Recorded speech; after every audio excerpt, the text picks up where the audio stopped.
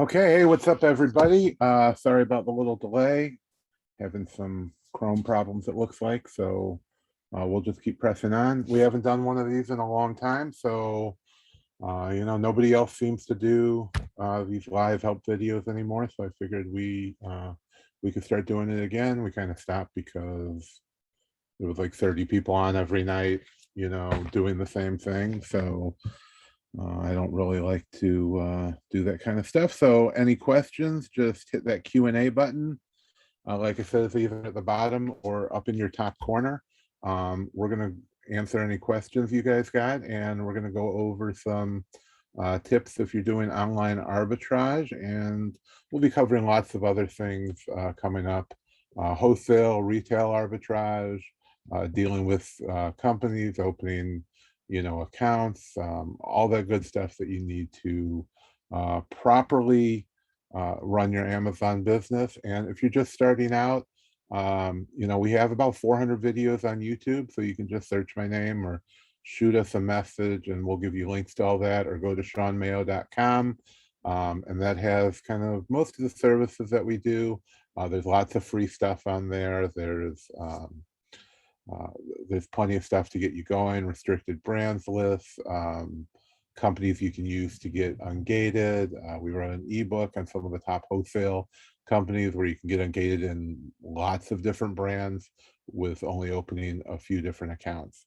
So there's tons of free stuff. We do lots of reasonably priced products starting at $19. But if you're just starting out, you probably don't need to buy anything. So just shoot us a message, hit something in the Q&A with any kind of questions you have, or you can contact us later. But wherever you are in your business, if you need, if you don't have your, if you haven't set up a business properly, beginning of the year is a great time to do it. We have free videos on setting up LLCs, on opening your FEIN number with the IRS, opening up sales tax numbers with your local state. All things you should be doing really before you start doing business, and super easy to update if you're already doing business on Amazon, how to go in there and update that information. All that's super simple. So, um, uh, or I should say, it it can be simple. If you don't know how to do it, we make lots of videos covering all that. So tonight we're going to talk about online arbitrage, buying from online websites and then either shipping it to yourself to send to Amazon, or using some kind of a prep center, maybe if you're out of the country, or live in a small apartment, or just don't have time to do that yourself. There's lots of good prep centers out there that can process that for a small fee, but of course that's going to take money out of your profit. So if you're first starting out, best way to do is just ship it to yourself if you can. Prep that stuff and send it to Amazon. If you're already doing retail arbitrage, if you're already sourcing out in stores, it's really easy to make that leap to buying the exact same products online from those same stores, and then hopefully in the future open up wholesale accounts and just order that stuff directly. Makes things a lot easier, especially if you already have good products to sell. With that, we're going to talk about doing online arbitrage. And wherever you're already sourcing, if you have good products, there's a lot of good there's a lot of good tools out there. Tactical arbitrage is a great one. You can take your own products and list them on there. We're really not going to talk about any of that stuff. I'm going to show you how we do it completely manually. So if we find good products, how we can take those good products and find even more stuff. We'll go ahead and share this real quick.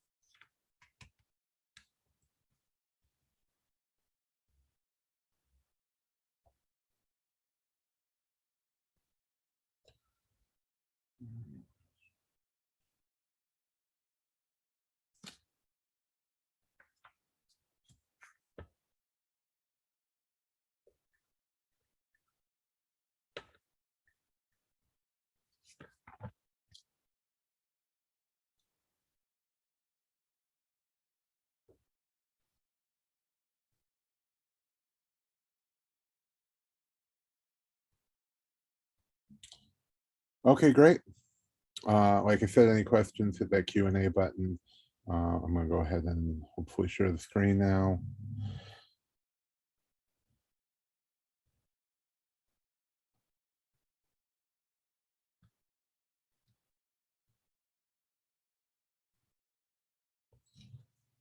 Okay, so I just kind of picked a random product. This one's number one in kids vehicles.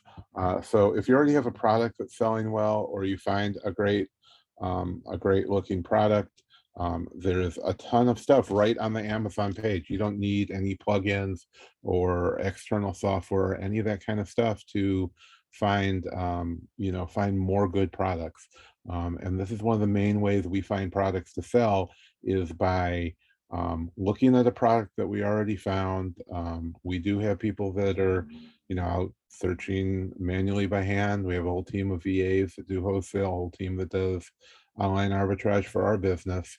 Uh, so so what we do is, and this is really the primary way that we still find products, finding products and then finding more products that people are either, um, related to this item, or um, top rated, or what you see similar items to consider. Some pages, which it doesn't look like this one has it, but let's just take a quick look. So there are items that are going to be items that people buy together, which are going to show you a couple of things. If you do bundling, these are great products to be bundling together, and we'll look at some of those later. You're not going to see a whole lot of that in toys, because it's not really something that gets bundled together. But when you're doing things like looking at groceries, pet food, those kind of things, definitely have products that are going to get bundled. So what we look at is the similar items, and also products related to this item, which there's a lot of sponsored products in here, but not all of them. And we can see most pages I look at don't have 200 pages, but this one does. There's a lot of similar toy trucks. And these are the kind of products we're going to start investigating to see if these are the kind of things that we want to sell. Now I know everybody does not do toys. You don't like toys, um, so we'll just look at something generic like some dry pet food. Um,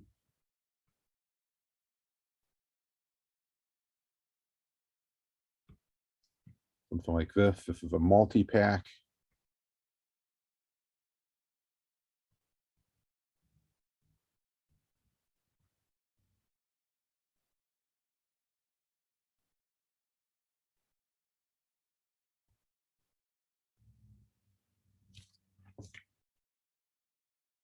So you can see frequently bought together. So um, this is one of the main things that we look at. I really don't look at the 4-star, because this is just going to show things that are, the top ones. But products related to this item and frequently bought together. And if you're a subscriber to our sourcing secret software, uh, we've really added that into most of the lists that you can download through there. The top 2 frequently bought together items, because that is definitely a great resource. And that's, like I said, one of the best ways that we use to to find new products, which is what we're really looking for, is new products to sell. So I just looked at this one randomly. So if we come down,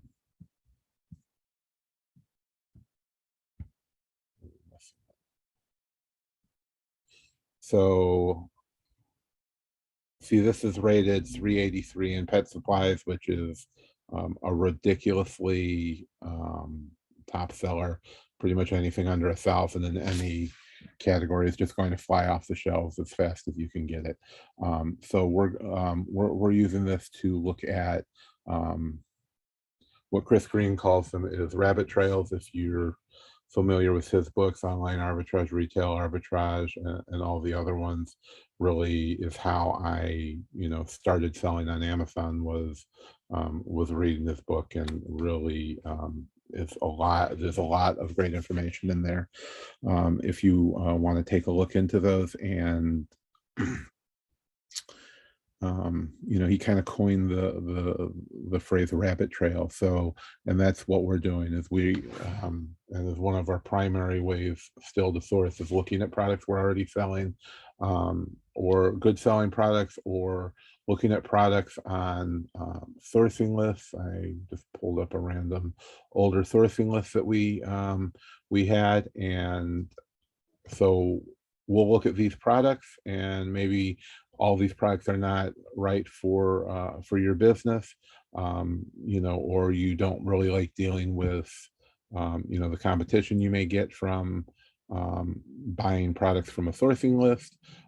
So what we do is we look at the similar products from these lists, and we're going to, find products that are going to meet our needs, basically. So, big brands, you're going to be able to find them. If you can't find it, like I said, Tactical Arbitrage is a good resource. You can reverse search pretty much anything on Amazon and find stores that sell them. So you can just plug this ASIN right into the Tactical Arbitrage reverse search, and from there you can find all the stores that carry it. I mean, it's become super simple with that. So we had a question from where to find good VA. So there's a lot of resources for that. A couple of things that we do is we use onlinejobs.ph. If it kind of takes some experience to weed all those places out. There's a ton of places where you can hire people. Onlinejobs.ph is just for workers in the Philippines.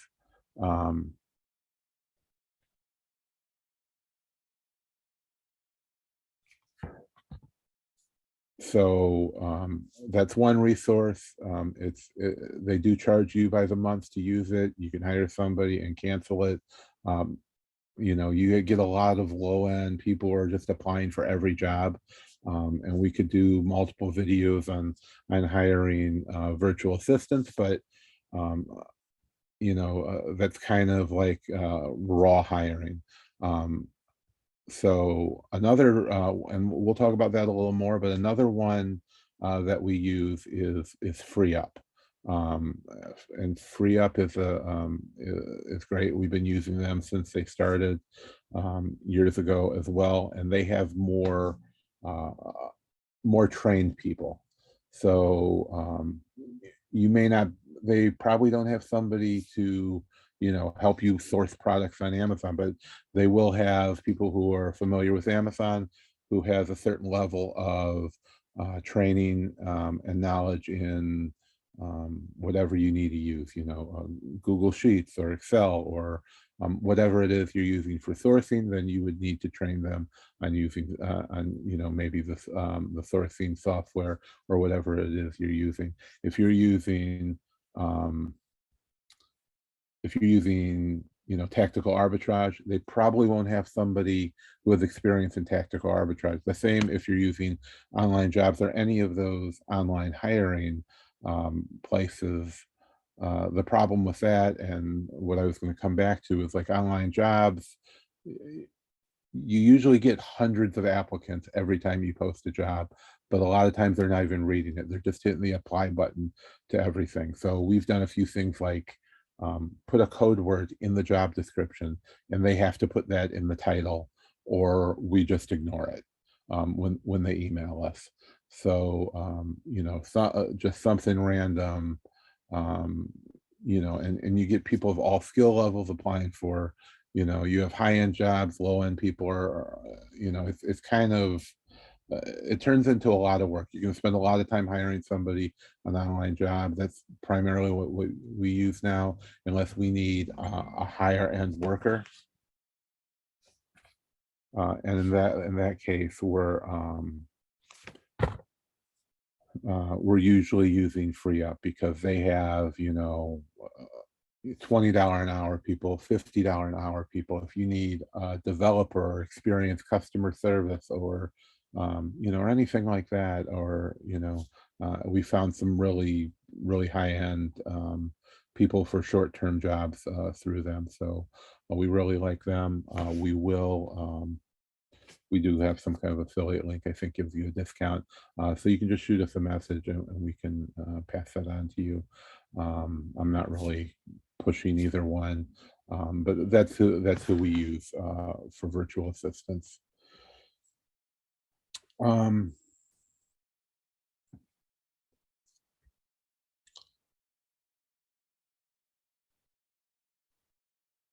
I really don't look at the most wished products. We focus now at this point primarily on toys, some grocery, but I don't use the Amazon most wish list. I think I've made some videos about that in the past, but we really don't use it. We haven't found, you know, a ton of great stuff in there in the, you know, 10 years we've been selling on Amazon. So I really can't talk on that. Um, Filters we use in sourcing products like ROI, sales rank, number of competitors. What we use for our business is we try and stay in at least the 30 to 50% ROI range because you know that can go down. That can go. Remember, it goes both ways. So if things go out of stock, the price is going to go up. You're going to get a lot better ROI. But you know, the same thing can happen in reverse. You can get a lot worse for ROI. So, you know, I'm trying not to lose money. You know, I do see a lot of those lists that are, you know, 20, 25% ROI. And I don't like that because at some point, you know, that can get flooded. And then I don't want to be, you know, losing money if possible. But on the reverse of that, remember, you know, even though you might be losing money on something, you know, you know, don't cut your finger off to spite your hand, type of thing, because you're always going to have, you know, people forget about, you know, just moving on. Like sometimes you just have to dump the stuff and move on because I'm not going to wait a year to make an extra couple dollars just because I'm losing money on it. I'd rather pull that money back out, you know, lose a few bucks on per item or a few cents or whatever it is, get that money out and use it on something more profitable. So, you know, at some point you kind of forget about that. But ROI, like I said, I like to be over 50%. You know, 30% is really as low as we'll go when I'm using software, which I'm not going to show you how we really use tactical arbitrage in this video, but we will do some upcoming lives. Um, if you look at my YouTube channel, there's probably 100 plus videos on using tactical arbitrage and how to set filters and all that. But we'll do some lives. I'll show you how we do searches. I'll show you how reverse search, we use it for wholesale, all that stuff. I've been using tactical arbitrage since the beginning with 2 accounts running full blast, you know, since it started. So um, there's probably not many people who have more experience with tactical arbitrage than I do. Um, but as far as rank, and it all depends on the category. You know, I don't worry about those top 10% and all that because the bottom, remember you know, those lists that people put out of, you know, what the top 10% is, what the top 5% is, that really doesn't matter a whole lot because remember, every second, the size of the Amazon catalog is growing. And just because you're in the top 10% doesn't mean the top 10% today is not going to be the top 10%, you know, tomorrow because it keeps growing. So, you know, what was the top 10%, you know, a year ago is now the top 5%, the top 2%, because every time you create a product, it grows that size of that Amazon catalog. So is taking the top products and dividing it by the total amount of products. But almost every category has millions of products that have never sold. So, I like to stay in the top 100,000 in most categories. A lot of them are so big that, being in the top million in books, arts and crafts is one of the smallest ones with a few 100,000 items. Books have, I mean, last time I looked, and I don't really look at it much, I think it had 80 million books just in that one category. It's probably over 100 million by now. So you really got to, you really got to think about that. But with Amazon, you got to be looking at the big picture. I deal with big data and a software that we deal with millions of products at a time, so I'm kind of used to that. But as a regular Amazon seller, you want to look at the big, big picture, right? And just having whatever percentage it is out of the total means really nothing. You really want to be looking at your Keepa charts and see how much that's actually selling, how many, drops in rank in the last month or 3 months or 6 months or a year you have, and that's how you're going to make a decision on how many to buy. And when we first buy, I try and buy for 30 days, what I think I can sell in 30 days, and then from there we're just replenishing it. So every time you get a payout every 2 weeks, you want to buy enough to buy 2 weeks more. So you should always have a month's supply. Because the worst thing you can ever do on Amazon is let yourself run out of products. If it's sold out, Amazon is going to go find those products, they're going to source them, and they're going to start selling them. And that's the number one reason Amazon jumps on a listing. Not because you're fulfilling every order and you're making money. They don't care about that. They care about the customer experience. So if the customer experience is degraded by you running out and they can't order them when they need it, then they're going to find those products and they're going to source it. And if they can't, they're probably going to make their own version of it. Are there any types of toys to avoid? Too much competition, certain brands, baby compliance issues. Yes to all of that.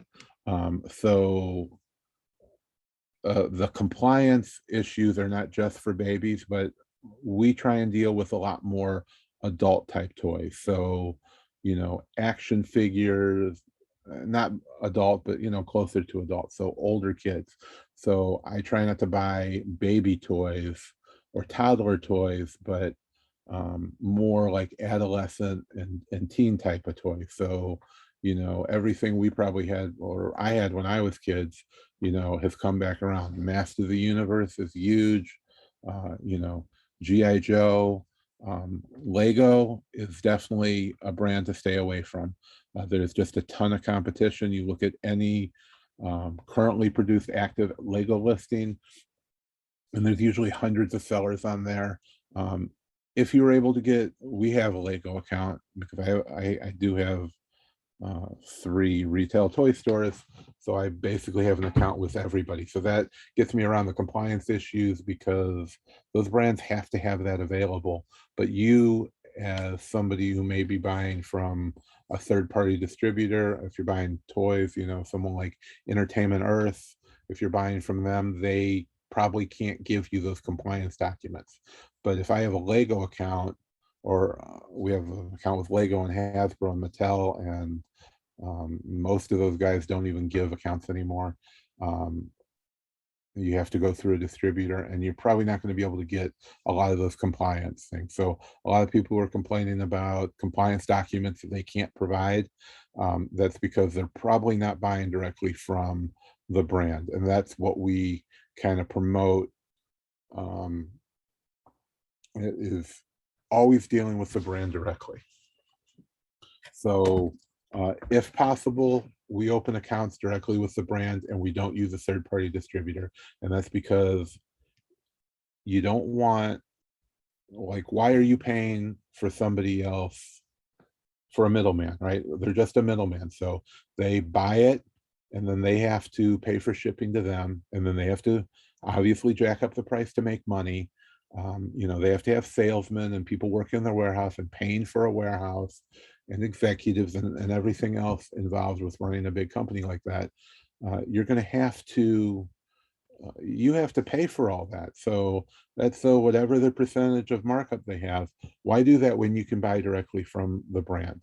You know, in years past, maybe a decade ago when I first started, you couldn't, you couldn't buy from a lot of these bigger brands, whatever niche, whatever category you're in. That was the issue. You know, you have Walmart now, and Target, but I mean that's really it. There's no more Toys R Us or whatever else was there. Zayre's, J.C. Penney is dwindling, Sears, Kmart, like all those huge big box brands are gone now. So all these brands, even if they've denied you in the past, are probably more open. Well, I know for a fact they're more open, but whatever brand you may want to contact may be open now to selling directly to you. Like no minimum orders, no having to buy pallets, no having to buy truckloads. You know, companies were telling me, hey, a good example, I used to sell a ton of Peeps, like a ton of them every holiday. You know, I would buy out every Walmart, Big Lots had them, and a few other smaller places, Walgreens. We'd buy every Peep they had, and we made a ton of money on Amazon selling them. So I said, well, obviously the next step is to go directly to them and order from them. You know, they're 90, whatever, 98 cents, 97 cents, however Walmart was doing it, 99 cents or $1 at most other stores. So I said, well, it has to be cheaper if I'm going to buy direct and buy pallets worth, which I was already buying at retail. So I contacted Peeps. They own some other brands too, but Peeps is their main product. And they told me it was $1.04 per item when I was paying whatever, 96, 97 cents at Walmart. And I had to buy 10,000 pounds. Now Peeps weigh like whatever, like I think like 7/8 of an ounce, like 0.875 ounces or something for the regular packages. And I had to buy 10,000 pounds of them, which was like half a truckload. I had to pay freight, and it was $1.04 per piece, which is more than Walmart. And I had tax exempt form at Walmart anyway, so I wasn't paying the sales tax. It was for resale. And, and I had to buy 10,000 pounds, which was ridiculous. And pay more money for it. I'm like, is there any volume I can buy where it's any cheaper? And they're like, no. So I said, well, it's cheaper just to go and buy it at Walmart. And they said, well, they buy in bulk. So, sometimes stuff is cheaper at Walmart, but I mean, they would have 2 boxes, per store. So that was always the problem there. But, you have to remember that, these huge companies are buying in massive volume, but now there's so many of them gone, especially in toys. Mattel laid off, I forget what it was, but like something like 70% of my rep at Mattel. His business card, when I first signed up with them, his business card said, he was a Toys R Us national rep, and there was white out over, and I wondered what it was. So I scraped it off with my nail, and it said Toys R Us national sales rep, and that's my current rep at Mattel. Like, so that really shows what happened to them, and they laid off most of their workforce. And like Toys R Us they probably owned $100 million in toys, but to Mattel, I think they told me they owed like $30 million, and they were still ordering in the middle of bankruptcy, and these companies just cut them off. So, there's a really great opportunity now to be able to fill those voids where these companies need you to stay in business. And we'll talk about that more in another show when we're really covering wholesale. But as far as brands that like I said, Lego. I have a Lego account. Now Lego, if you buy direct from them, you pay freight and you have to buy by the case, which isn't a giant deal as far as Legos, but they only give you 15% off of the retail price. And Amazon's on a lot of those products, maybe under retail. and your Amazon fees are more than that 15% discount you're getting. The only real way to make any money with Lego is most products have a 24-month shelf life. There's a lot of people who are Lego investors. They just buy it and store it away and then sell it years later. So if you can get the stuff at the end of their life cycle, when Lego's discontinuing them, then maybe you can get those when the prices start rising, because as it gets discontinued, there's going to be probably a lot of clearance sales. People buy them up and then they sell them way under retail, and then eventually the price goes up and up and up to infinity. I mean, Lego is a great brand, for long-term investing, but not for regular reselling. And that's one of the worst ones for that. So Lego kind of covers that. You're going to see a lot of that. Mattel, Hasbro, like stuff you see at Walmart. Obviously, there's going to be a lot of competition on that. But GI Joes and Mattel and most Hasbro products, even Barbies, like as they get discontinued, most toys have a short shelf life. So like that's a great product. It's a complete 180 from when we were doing when we were doing grocery, where we had to buy the stuff, get it prepped and get it into Amazon, before that expiration date even came close, or they would destroy it, or you send it back or whatever.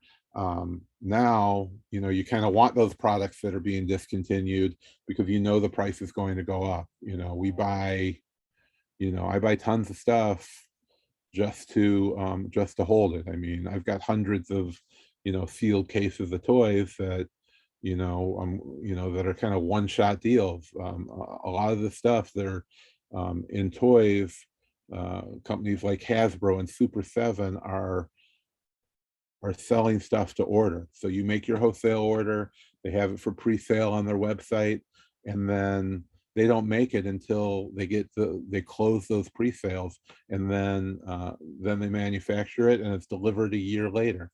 You usually don't have to pay for it buying wholesale when you order it, but you have to order that stuff, guess what's going to sell. If you're doing toys, you really have to know your toys. But opening stores has really helped us, because we're talking to those customers every day. We know what they want. Like we're talking about toys, what they're excited about, what new Transformers, new new GI Joes, new Masters of the Universe, new whatever the line they may be interested in. We're talking about the figures and stuff that they are excited about, or stuff they had when they were a kid that haven't come out yet. We know to order this kind of thing. So there's a lot of work and research involved in buying and really selling anything on Amazon, but especially toys, because you have to order them so far in advance to really get any chance at getting them. Tips or tricks for ungating like third-party distributors that provide invoices besides just EE distribution or Lego. Right, so if you go to our website, ShawnMayo.com, and EE is included in there, we have a completely free ebook of, let's get down to it here. Here we go.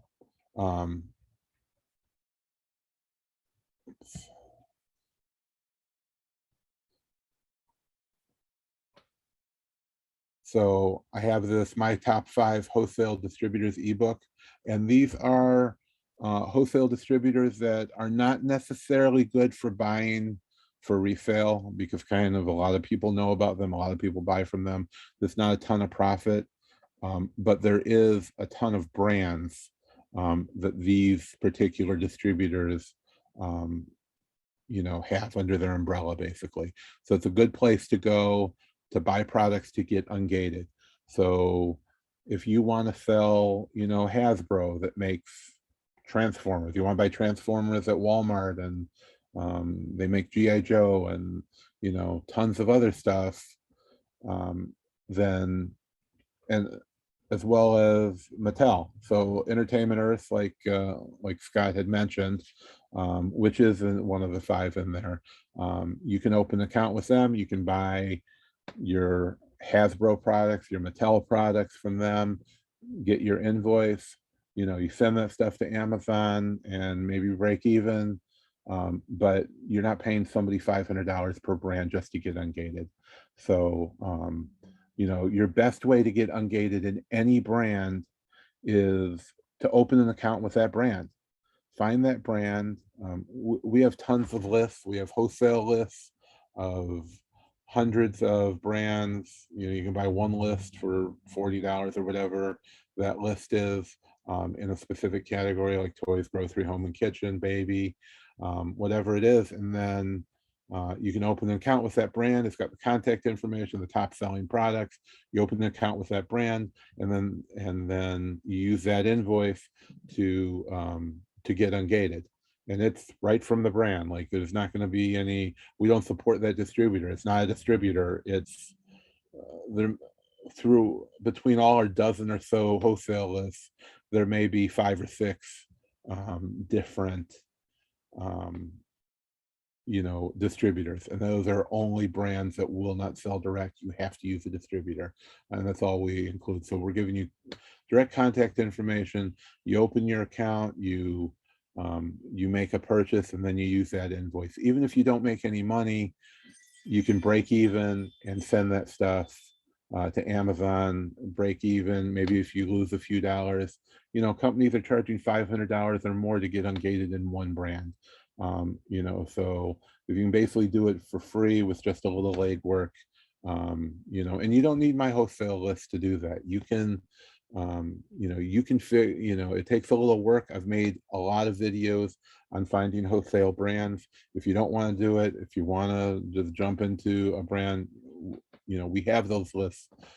We have those lists available. We're working on writing a book this year on doing wholesale and getting wholesale accounts. But whatever brand you want to get, you go to their website, you find their contact information, you contact their customer support if you have to, and just say, hey, I'm looking to open a wholesale account.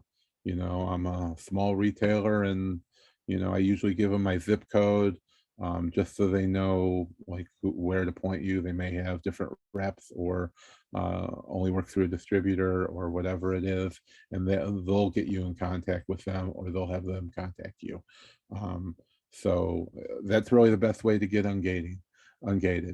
If you can't figure out like a specific brand, shoot me a message. I'll help you find that. If we don't have that, I have a database that we've personally gotten contact info. I think it's over 23,000 brands now, that's in our own business database. So if I don't have it there, we can usually go figure it out.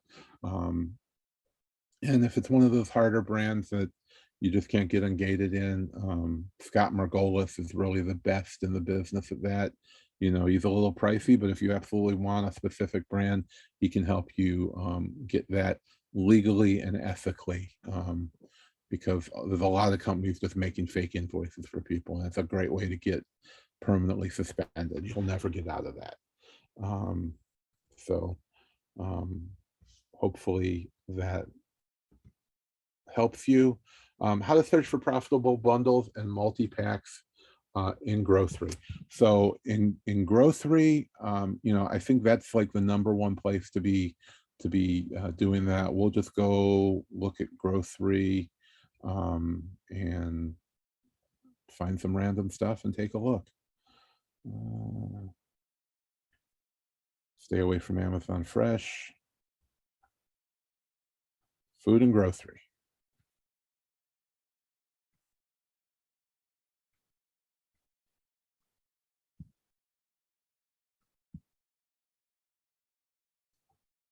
So, well, we see a couple good examples here. So now the difference, if people don't know, between a multi-pack and a bundle is a multi-pack is multiples of the exact same product. So this isn't exactly the same, but this is Hellmann's mayonnaise, different kind, but you have Hellmann's mayonnaise. This is a single item. You have 3 Hellmann's mayonnaise. This would be a multi-pack, 3 of the exact same item. Now, even if you have the exact same item with a different, with different flavors, like here, this is a bundle. So the best way to find is find products to make multi-packs of are um, items that people buy together. So if we look at this,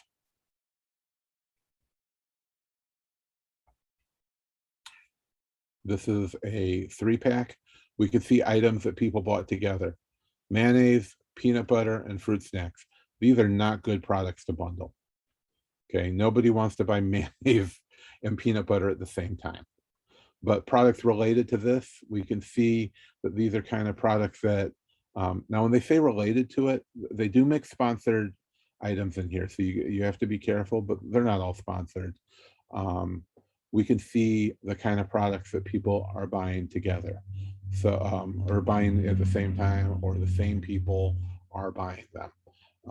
So if we look through here, like this is the number one way to see this kind of thing. So um, we can see all different related kinds of mayonnaise.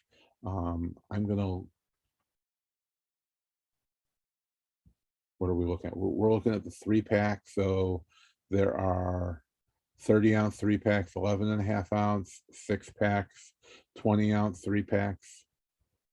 Now, one good way, depending on what the sales rank is on this, and I'm assuming it's going to be pretty good, right? This is 1,800 in grocery, and that's between all the different variations.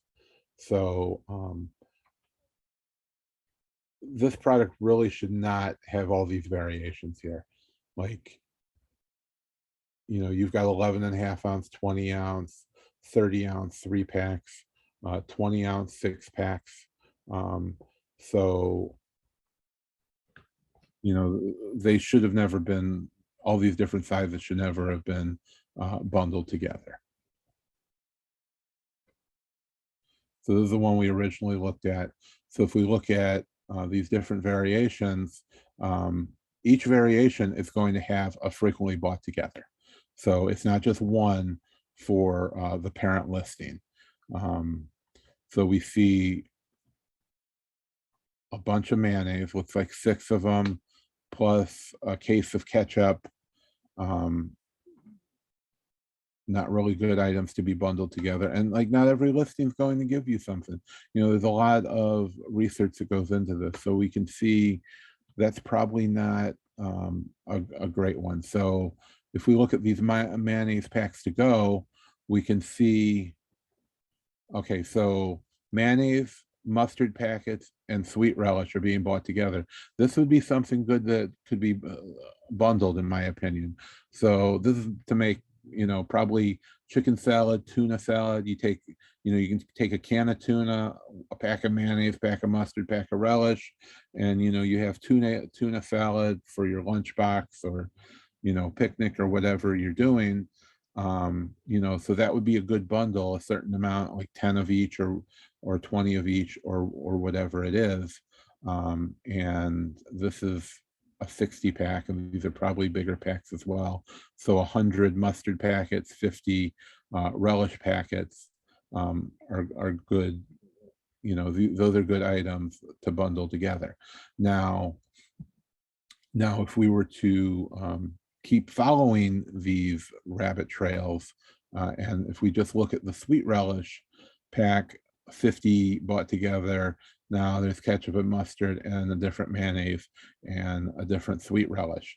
You know, people don't want to buy, I assume what they're doing here is buying cases of probably 500, 1,000 of each one of these packets. You can buy a GFS, Restaurant Depot, you know, probably order from you can probably order them from Amazon and break them down and sell them that way as well. So let's look at another one.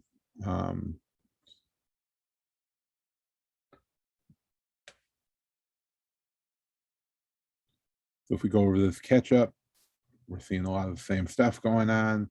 So let's look at tuna. So these packs of tuna, these cans of tuna, probably single cans. See, that's 48 of them that are being multi-packed. You got 12 of them being multi-packed here. And we can see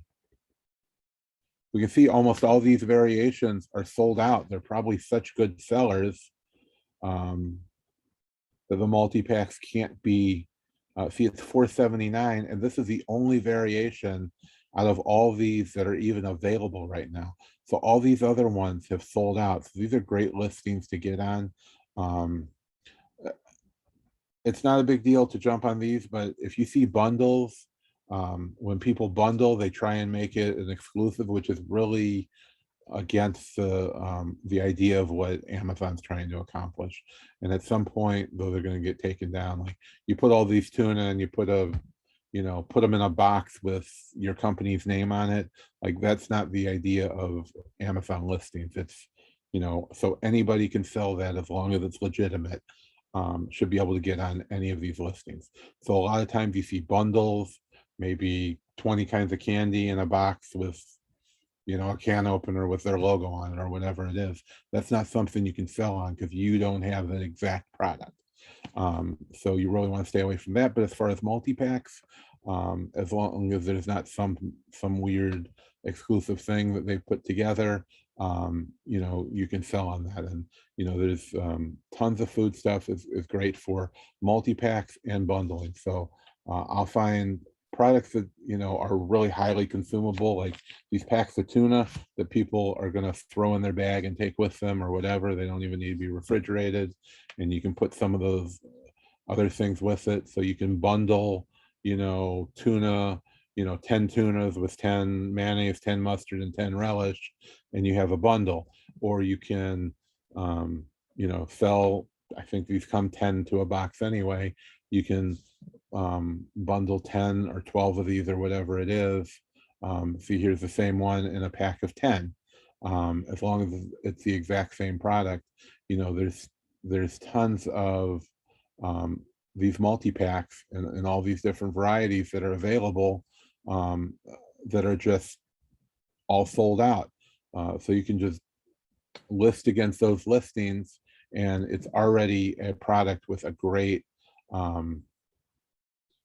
rank. This was at 479, which is ridiculous. There's 15,000 reviews on here, which means this product has probably had millions of sales. If you have 15,000 reviews, I mean, it's a less than 1% review. So whatever that number is, you can multiply it by 100 to 200, and that's probably how many sales you're going to get. So there is a ton of sales of these variations. With that brand purchase, will they give you authorization to sell on Amazon? So Karen, the way that works is once you get that letter and you submit it for ungating, that's really all you need, unless a brand complains that that maybe you're not authorized to sell on there. They're going to complain to Amazon. Amazon's going to open a case or send you a message saying that whatever, you're not authorized to sell on there. You show them your invoice and whatever, or whatever, it's usually just the invoice, and they're going to let that go. So if you're buying directly from the brand, like, the worst thing that they can do is just not sell to you anymore. But once you're engaged in a brand, you can really buy it anywhere. There's nothing that says that you are allowed to do arbitrage. Nothing in Amazon's terms of service says you can't do arbitrage. The only issues with brands is getting ungated. So once you have bought something from them, like you get a Mattel account, or you buy from Entertainment Earth and get ungated in Mattel, or in like each brand you have to get ungated in. So let's say Barbie, for example. You can then go to Walmart and buy Barbies and sell them once you're ungated on Amazon. There's nothing illegal about buying from a retail store and selling on Amazon. There's nothing in their terms of service. Some brands try and stop people from doing it, but they really have no legal standing um, to do that. They can tell Amazon, oh, this person is selling counterfeits, but that's against the law. I mean, that's not against any rules. It's literally illegal to do that, but they still do that. You can, okay, Todd said, I think you can still get IP complaints even if you're ungated. Yes, you can get an IP complaint, but what an IP complaint is intellectual property.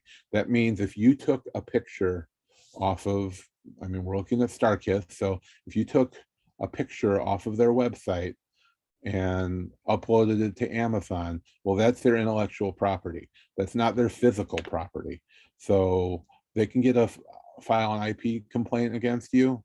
And if you didn't create this listing and you took this picture, now this stuff down here probably came directly from StarKist, I'm assuming, or Amazon probably created these listings that look like this.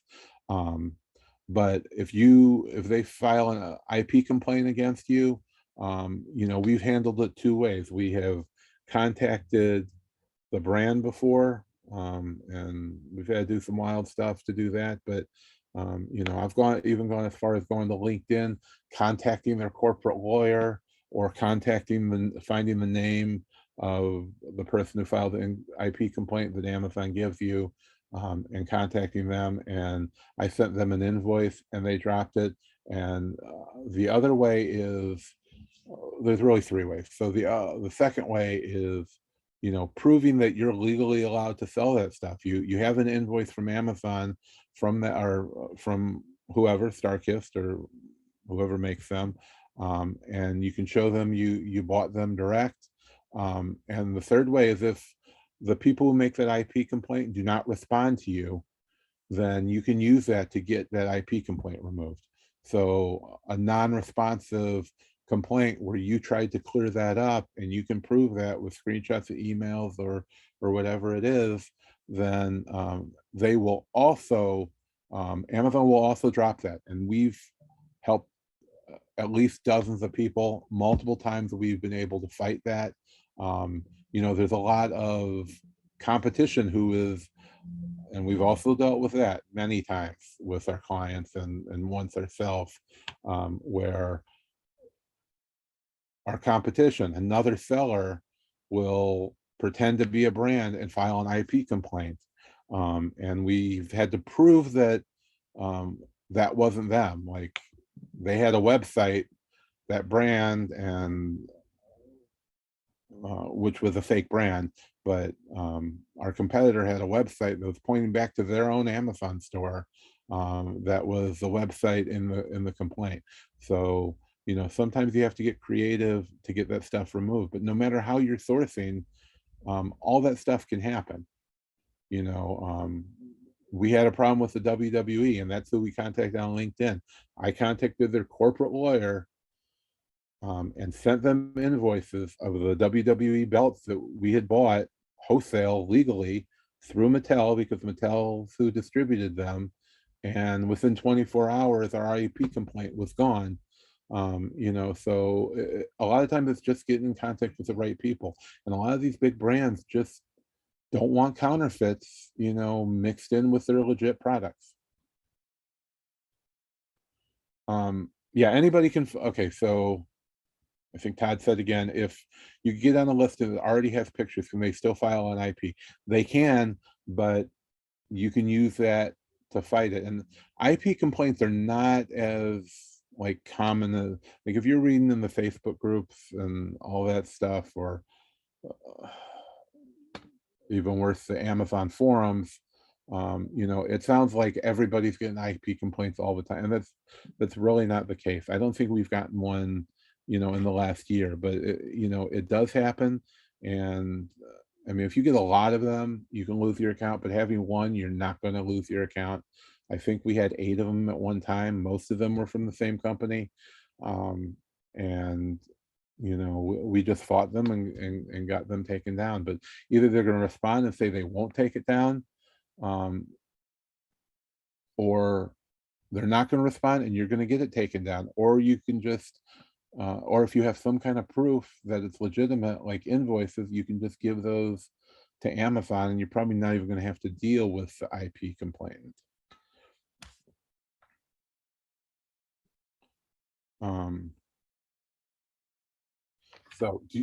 Scott had said, do you have any advice on how to review pre-orders for toys that are coming out? How do you evaluate them without sales history? So that is complicated.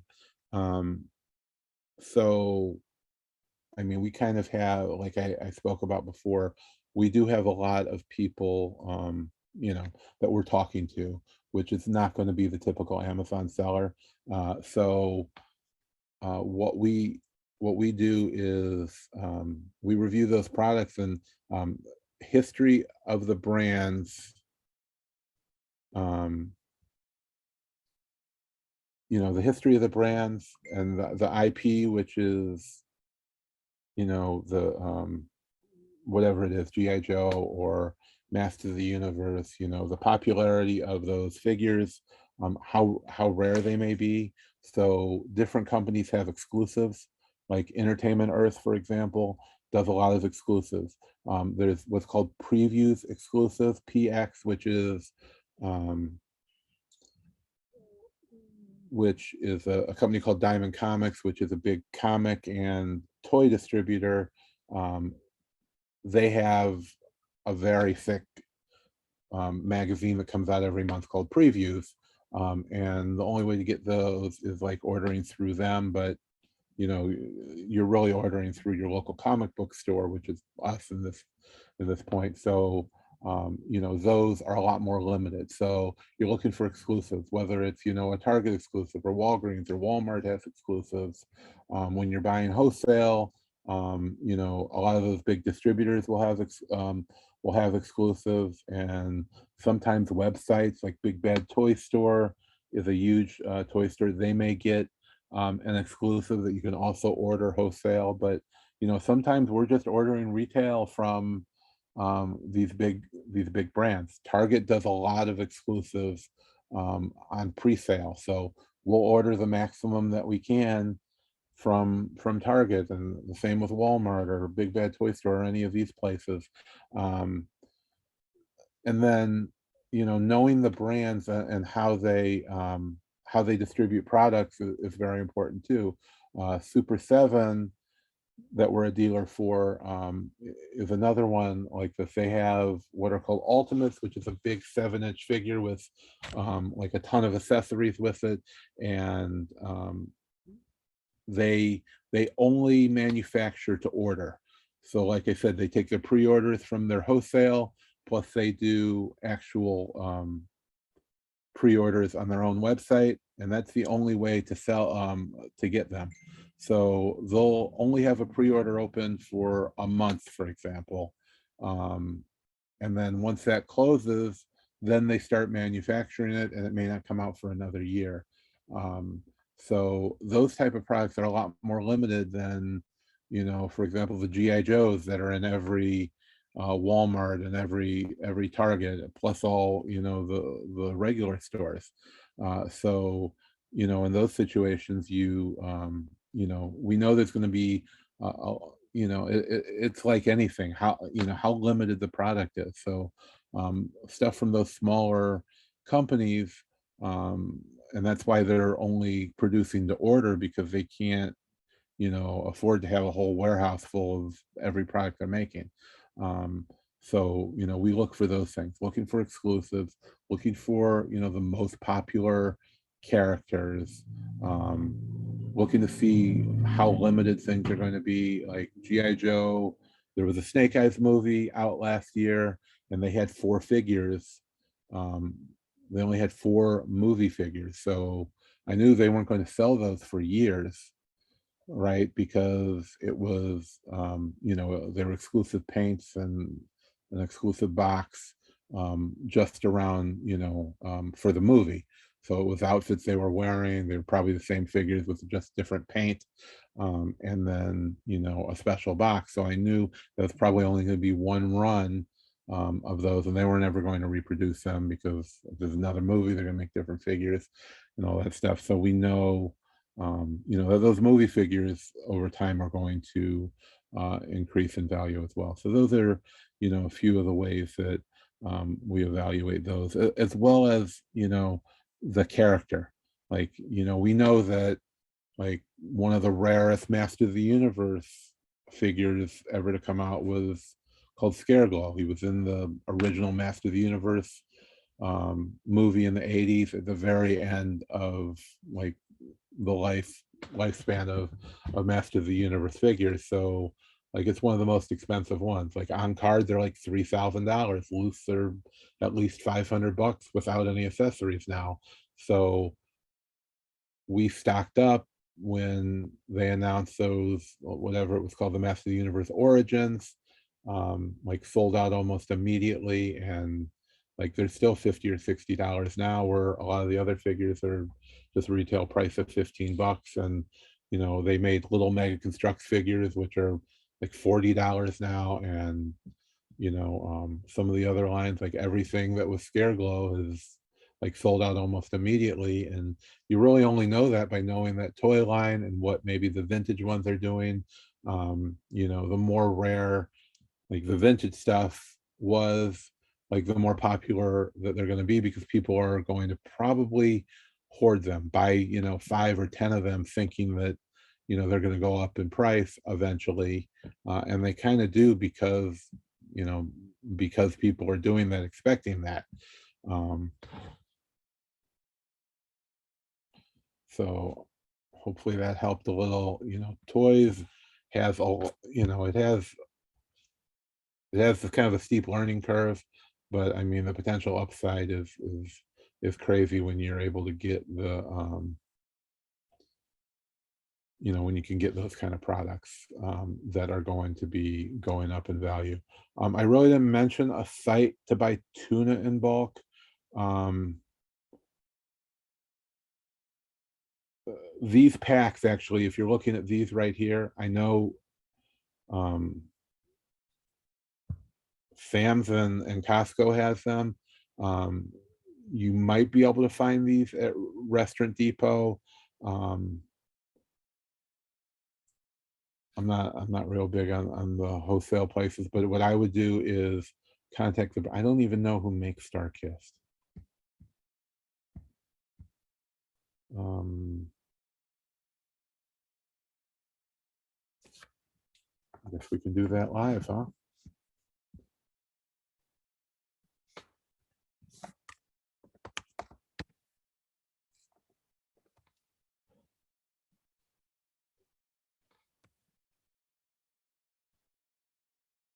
So StarKist have their own website. Let's see. Are they their own brand?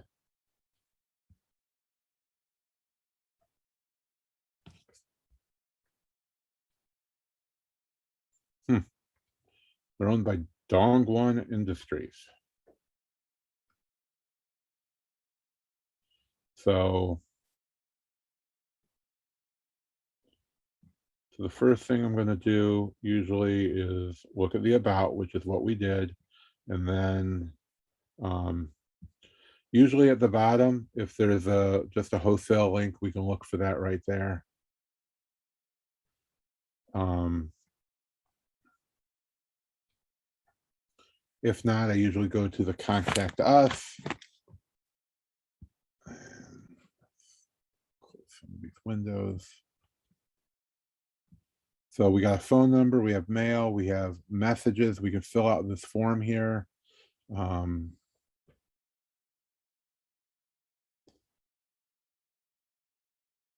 so we'll go to other.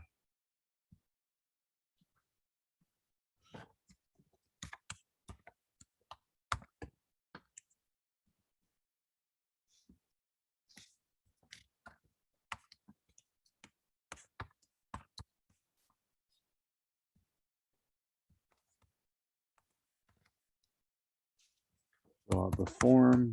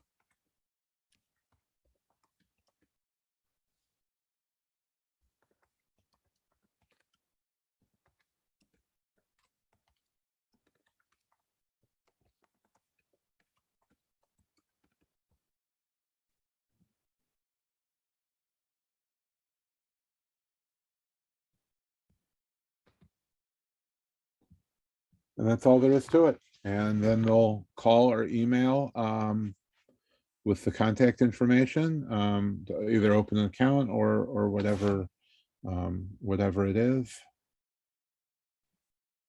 that they do.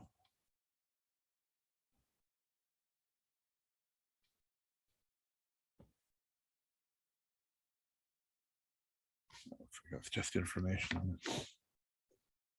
And that's all there is to it. Okay, so we did that one.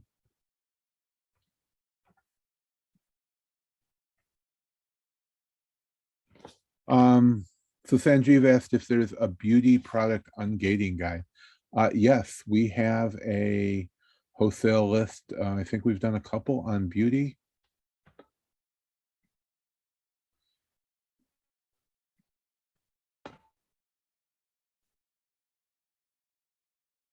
So, yep, 2,500 products, 75 brands, 3% in the top 100,000 items. So, yeah, you can just go to ShawnMayo.com.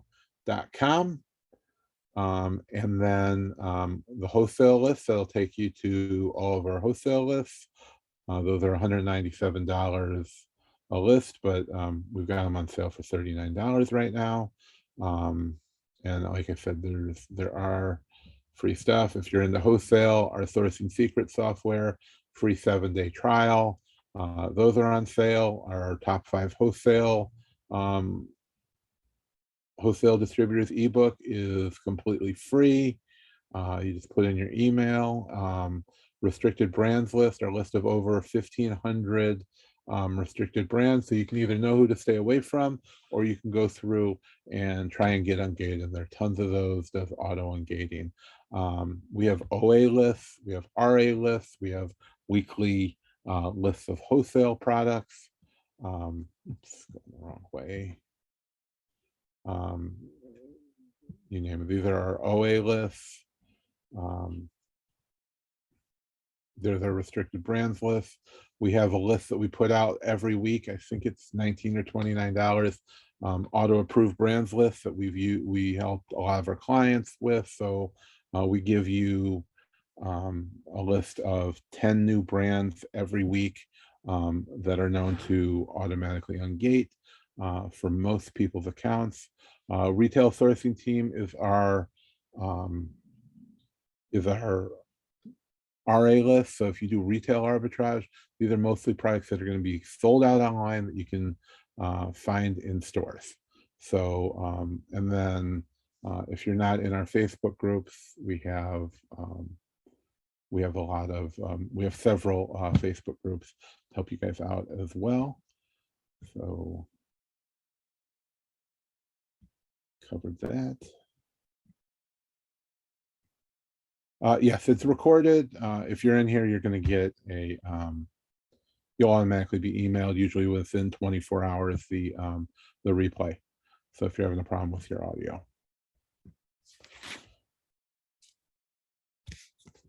And let's see if there were any other questions. If not, we'll go ahead and wrap this one up.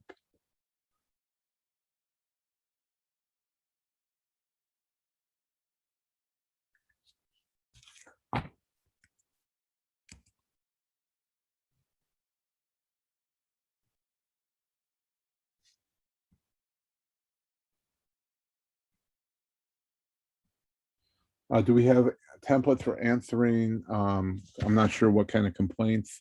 We do have templates that come with our wholesale list for covering all of the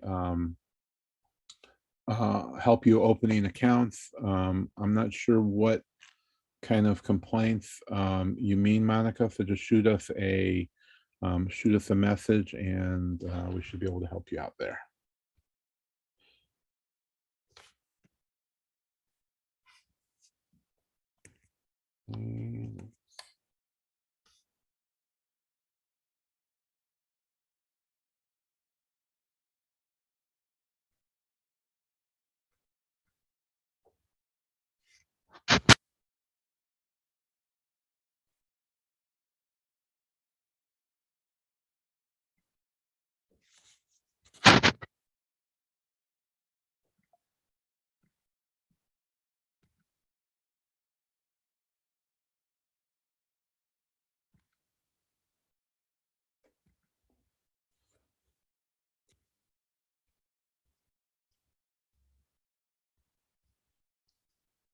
Okay, and I think that covers all the questions.